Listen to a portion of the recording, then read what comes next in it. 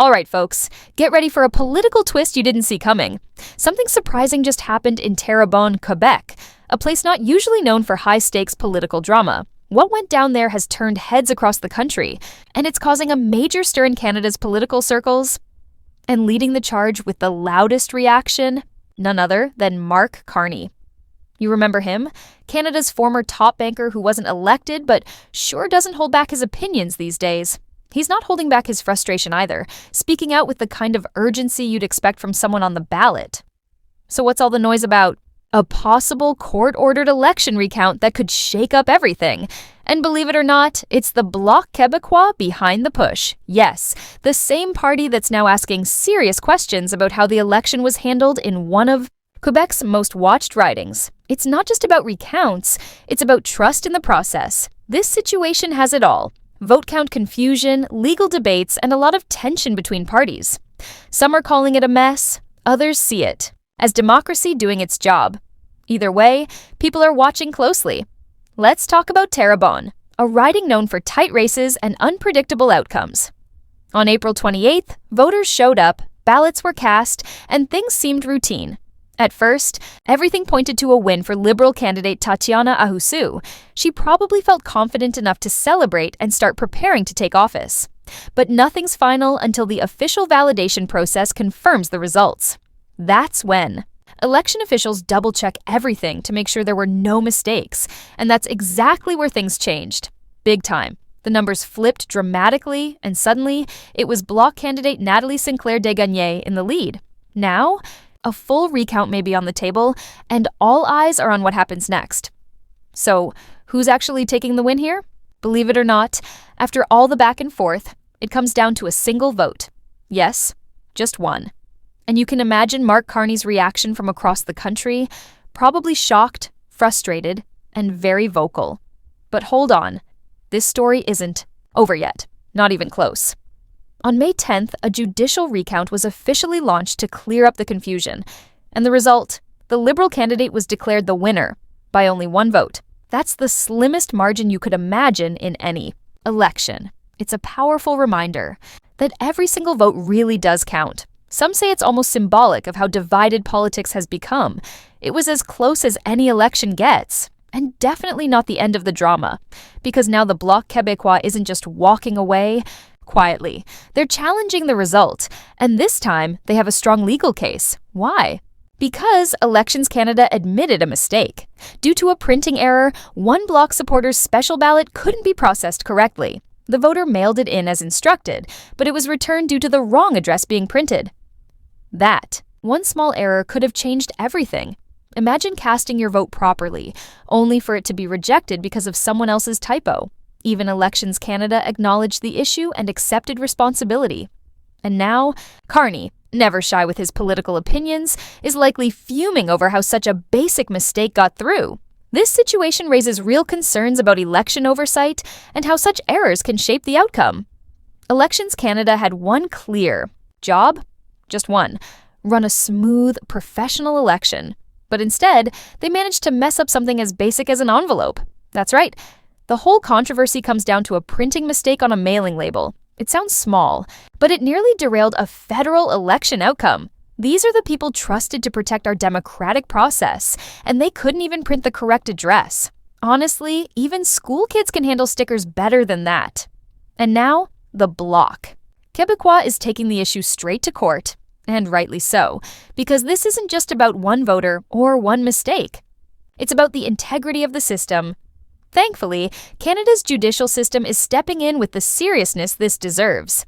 The courts are being asked to decide if this single misprinted envelope justifies a full redo of the election. Might sound dramatic, but the concern is very real. And unlike political pundits, the judges are staying focused and fair. Meanwhile, Carney likely has a more high-tech solution in mind, but that doesn't fix human errors. Then there's Nathalie Sinclair-Desgagnés, the Bloc candidate, standing firm with conviction. She's making it clear this isn't about partisanship. It's about the principle. Every vote matters. She's not yelling or making it a spectacle. She's simply standing up for fairness, because if even one valid vote gets lost due to government error, that's a problem for all of us. And here's Where Pierre Poilievre comes in, probably thrilled at the chance to spotlight these issues. For him, this isn't just about Terrebonne. It's about holding Elections Canada accountable. He's using this moment to push for stronger systems and say loud and clear, "I warned you."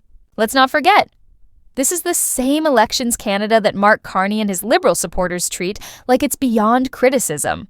They act like it's perfect, sacred, and above any kind of public scrutiny. But now, that image has taken a hit, thanks to a misprinted envelope. Yep, the system that's supposed to protect our democracy couldn't get the mailing label right, and now it's being exposed for exactly what it is: a flawed, careless, government-run mess.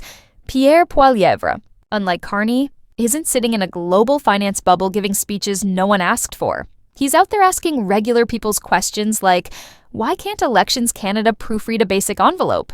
Or, why are we trusting our election results to an organization that can't manage the mail? While Carney is probably dreaming about carbon credit systems and economic panels, Poilievre is reminding Canadians that a vote isn't optional. It's the backbone of a free country. It's not a nice to have. It's a must.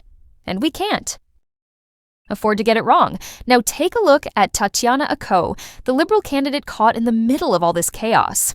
One minute she's celebrating a win, the next she's holding her breath, waiting for another recount.